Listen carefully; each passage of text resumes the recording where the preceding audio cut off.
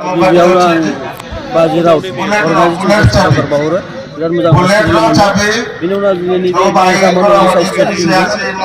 दिनै गथ'फ्रा एफा मोजां गेलेदों जोंनि बयसफ्रा एकदम माने मोनसे प्रफेसनेल फुटबल प्लेयार बादि गेलेनानै दिनै मोनसे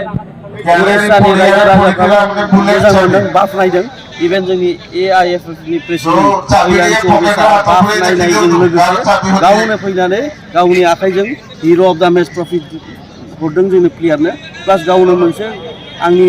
केमेरायाव सेल्फि लानांगौ आंनि केमेरायाव नोंसोर टीमनि फट' थानांगौ होननाय लेखा गाव फैनानै जोंनि सेल्फि लाफैदों बिराद गोजोनथाव बाथ्रा आरो लोगोसे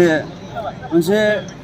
स्पिरिट फैदों आरोखि बड'लेण्डआव जाहाथे जों देरहानानै थांदों first time out of state उड़िसायाव फैनानै माने वार्डस गैया आंनाव बाहायनो सोदोब गैया मा होननानै बे माबाखौ आंनि एक्सप्रेसन फिलिंसखौ एक्सप्रेस खालायनो आंनाव सोदोब गैया थैंक इउ सो माच बिटिआर गभर्नमेन्ट गिभिं अपरचुनिटि मोनसे फुटबल टीम क्रिएट खालायनो थाखाय मोनसे फुटबलनि हाब बानायनो थाखाय थैंक इउ सो माच फ्रम द इन्टायर टीम